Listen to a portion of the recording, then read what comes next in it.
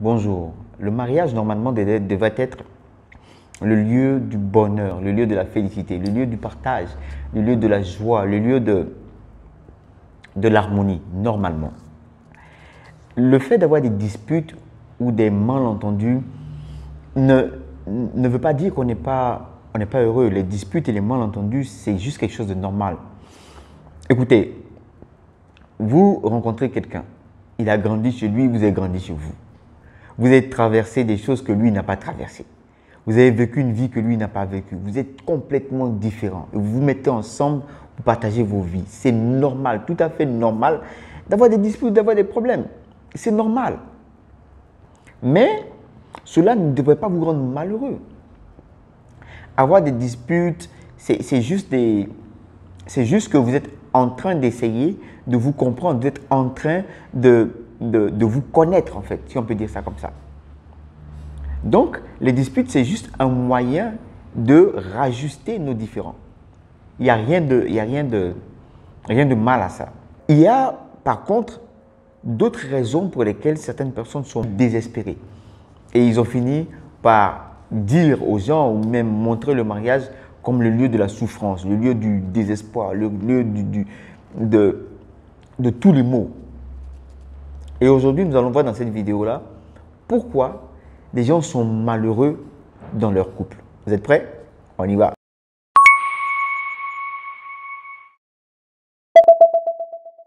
Les gens, fondamentalement, sont malheureux dans leur couple parce qu'ils n'ont pas ce qu'ils veulent.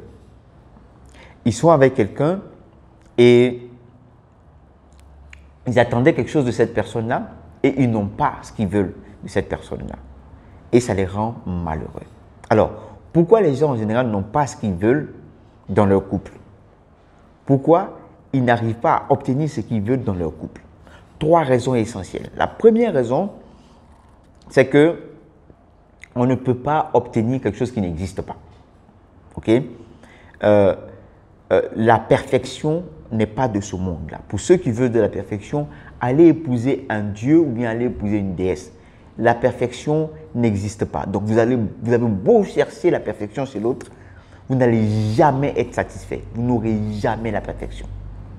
Donc, la première raison pour laquelle les gens sont malheureux dans leur couple, c'est parce qu'ils cherchent la perfection. Et pour résoudre ce problème-là, c'est juste qu'il n'y a rien à faire. Soit tu maries un dieu ou une déesse, mais sinon ton problème ne peut pas être résolu. Ou bien, si tu veux, tu descends ton standard et tu comprends que tu vis avec un être humain et que cette personne-là ne peut pas être parfaite. Deuxième raison pour laquelle les gens n'obtiennent pas ce qu'ils veulent, deuxième raison pour laquelle les gens sont malheureux dans leur couple. Ils n'obtiennent pas ce qu'ils veulent parce qu'ils cherchent mal. Qu'est-ce que ça veut dire? Vous savez, en Côte d'Ivoire, on a beaucoup de proverbes. Beaucoup de proverbes de rue. Il y a un proverbe qui dit « Celui qui cherche un oiseau, normalement, cherche en haut. » Et ce que ça veut dire, c'est que tu ne peux pas être en train de chercher un oiseau qui vole et chercher dans un trou de rat. Il faut chercher, en fonction de ce que tu cherches, l'endroit où il faut chercher. Okay? En fonction de ce que tu cherches, il y a un endroit précis. En fonction de ce que tu veux, il y a un endroit précis. Tu ne peux pas être à la recherche d'une fille qui est, par exemple, qui sait tenir la maison, qui sait prendre soin de la maison. Tu ne peux pas être en train de la chercher là où ne sont pas les filles qui font. Je prends un exemple banal. Tu rencontres une fille.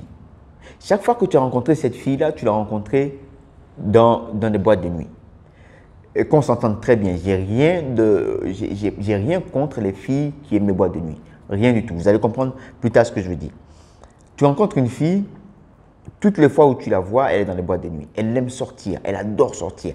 Elle veut tout le temps être dehors, elle veut tout le temps être dans les boîtes de nuit. Et toutes les fois où tu l'as rencontrée, où tu lui as donné rendez-vous, elle t'a dit « Trouve-moi dans une boîte de nuit ». Ça, c'est un. Toutes les fois où tu as mangé chez cette fille-là, elle a commandé la nourriture dehors. Toutes les fois où tu lui as même dit un plat spécifique, j'ai envie de manger du placali, elle a commandé le placali dehors. Tu lui dis, ah, aujourd'hui, j'ai envie de manger, je ne sais pas quoi. Elle a commandé. Elle n'a jamais préparé. Elle n'a jamais fait ça d'elle-même. Elle a commandé. Toutes les fois où tu es allé chez cette fille-là, chez elle à la maison, son appartement était désordonné. Tu as même fait des jokes, pardon, des plaisanteries, mais chaque fois que tu es revenu, sa maison était dans cet état-là. Alors, tu épouses cette fille-là aujourd'hui et tu commences à te plaindre. Elle veut sortir tout le temps, elle aime trop sortir. Elle ne peut pas tenir la maison. Elle n'a jamais fait de plat pour moi. De quoi tu te plains? Elle était comme ça, non? Attends, qu'est-ce qu'il y a de nouveau? C'est comme ça que tu l'as trouvée? Ce n'est pas elle que tu cherches. Mais il fallait chercher ailleurs. C'est la même chose pour les femmes. Excusez-moi. Tu rencontres un homme. Chaque fois que vous vous parlez, c'est dans les maquis. Il est content, c'est dans les maquis. Il est triste, c'est dans les maquis. Quand tu l'appelles, est-ce qu'on peut se voir? Il te donne rendez-vous dans les maquis. Il passe tout son temps dans les maquis. Quand tu l'appelles, il est dans les maquis. Ok? Tu l'épouses et tu te plains de lui. Tu fais plein d'histoires parce qu'il est tout le temps dans les maquis. Et tu l'as trouvé où? Avant, quand il te disait je vais faire quelque chose, il allait où? Est-ce que c'est nouveau? C'est pas nouveau. Il y a même des femmes qui vont aller à l'église, qui vont prier, qui vont faire des prières. Seigneur, Seigneur, fais en sorte, il va rester à la maison. Je te prie, Seigneur, oh miséricordieux, pour qu'il reste à la maison. Ripopopopo. Il n'y a pas de différence entre ça et prendre un chat, le mettre devant toi et commencer à prier. Ripopopopopo, ripopo. Je veux que ce chat-là devienne un chien. Je veux qu'il aboie maintenant. Je veux qu'il aboie maintenant. Dans le nom puissant. De quoi tu parles? C'est sa nature. C'est comme ça qu'il est. Je ne dis pas que les gens ne peuvent pas changer. Bien évidemment, les gens peuvent changer. Bien évidemment, les gens peuvent changer. Mais il ne faut pas en faire toute une histoire. Tu l'as pris quelque part, tu veux qu'il ou elle change. Suis un processus de communication normale. Entendez-vous parler pour que la personne essaie de comprendre ce que tu veux dire. On était avant dans certaines choses. Maintenant, on se prépare à avoir des enfants. Alors, on pourrait, et vous discutez. Mais pas, on fait toute une histoire, te plaindre au point d'être malheureux pour ça. Il faut être logique quand même. Le troisième point pour lequel les gens sont malheureux dans leur couple, c'est tout simplement qu'ils ne définissent pas à l'avance ce qu'ils veulent. Ils n'ont pas de principe. Je t'explique. En général, on ne devrait pas se marier comme ça sur un coup de tête. On devrait se marier avec quelqu'un qui, bien évidemment, est bien pour nous, est bien pour ce qu'on est bien pour ce qu'on veut faire, est bien pour ce qu'on fait. Et finalement, on a une certaine harmonie. Un homme, normalement, avant même de s'être marié, doit savoir quel genre de femme il veut épouser. Ok? Donc là, tu sais ce que tu veux. Ok? Donc, bien évidemment, tu ne peux pas avoir ce que tu veux si tu ne sais pas ce que tu veux. Donc, si tu n'as pas de principe, tu n'as pas défini ce que tu veux, tu ne peux pas avoir ce que tu veux parce que ce n'est pas défini. Donc, un homme, normalement, devait définir ce qu'il veut avant même de se lancer dans le processus pour l'avoir.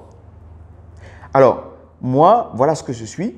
Je voudrais une femme comme ça en fonction de mes principes religieux. Je voudrais une femme comme ça en fonction de ce que je vise dans la vie. Je voudrais une femme comme ça en fonction de mon caractère. Je voudrais une femme comme ça en fonction de mon tempérament. Et une fois que tout ça c'est défini, ça sera facile pour toi. Mais tu ne sais pas ce que tu veux. Toi-même, personnellement, là, tu n'as rien de prédéfini. Tu ne sais pas ce que tu recherches. Tu prends les enfants des gens, tu les amènes à la maison et après tu commences à te plaindre. Non, elle n'est pas comme ci, non, elle n'est pas comme ça. Mais quand tu la prenais, tu savais qu'elle n'était pas comme ça. Alors donc, tu n'as rien de prédéfini. Tu te maries à la limite sur un coup de tête. Tu rencontres une fille parce que 2 potes, 3 potes t'ont dit elle est belle. Ok, tu l'épouses. Et plus tard, tu te rends compte maintenant C'est maintenant que tu te rends compte que ta tradition ne veut pas une femme comme ça. Et tu vas lui pourrir la vie. Tu n'as rien de prédéfini, tu n'as rien de clair à l'avance. Tu épouses un gars parce que tu te rends compte que toutes les filles du coup, après c'est la compétition, on va voir qui va s'imposer, qui est la plus belle. Et puis demain, tu te rends maintenant compte que le gars n'est pas finalement comme tu voulais. Et tu te mets dans le problème, tu es triste, tu es malheureuse. Donc, il faut d'abord savoir premièrement que les disputes dans un couple ne devraient pas te rendre malheureux. Parce que les disputes dans un couple, c'est tout simplement le processus par lequel vous apprenez à vous connaître. Hein?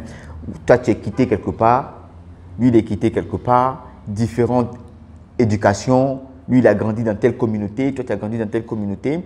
Vous venez, il y a un choc forcément. Et c'est avec ces disputes-là que tu commences à comprendre que lui n'aime pas ça, elle n'aime pas ça. Et vous commencez à réajuster au fil du temps, vous commencez à vous comprendre. Donc les disputes ne devraient pas te rendre malheureux dans ton couple. Maintenant, pour ne pas être malheureux, il faut d'abord ne pas chercher la perfection. Parce que la perfection n'existe pas. Si tu as trop de critères, trop de choses, il faut descendre ton standard et comprendre que tu es avec un être humain et que cet être humain peut faire des erreurs et que toi-même aussi tu peux faire des erreurs et chercher à comprendre l'autre. Et s'il y a des choses que tu ne comprends pas, communiquer. Deuxièmement, il faut chercher ce que tu veux en fonction de la nature des personnes. Il faut aller vers les gens en fonction de ce que tu recherches. Si tu veux une fille qui est pieuse, et tu veux une fille qui est, qui n'aime pas sortir, qui préfère rester à la maison, parce que toi aussi tu préfères rester à la maison, mais c'est clair que tu ne vas pas aller chercher une fille qui est tout le temps dans les boîtes et après commencer à la forcer à vivre des choses qu'elle n'a pas envie de vivre. Donc ça aussi c'est important.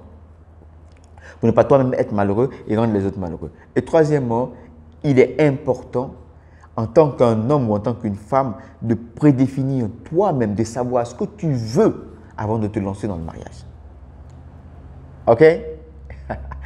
Plaisir encore pour moi de partager cette vidéo avec vous et j'espère que cette vidéo vous a plu. S'il y a des choses qui, dans votre couple, vous rendent malheureux, s'il y a des choses que vous ne comprenez pas, s'il y a des choses que vous pensez qui, à part ces 3 points-là, vous rendent malheureux, vous rendent triste dans votre couple, n'hésitez pas à les mettre dans les commentaires, n'hésitez pas à partager avec moi pour que peut-être plus tard, on fasse une autre vidéo sur ces points-là. Et ça sera un plaisir pour moi de vous lire et de partager vos expériences et vos commentaires. D'ici là, on est ensemble.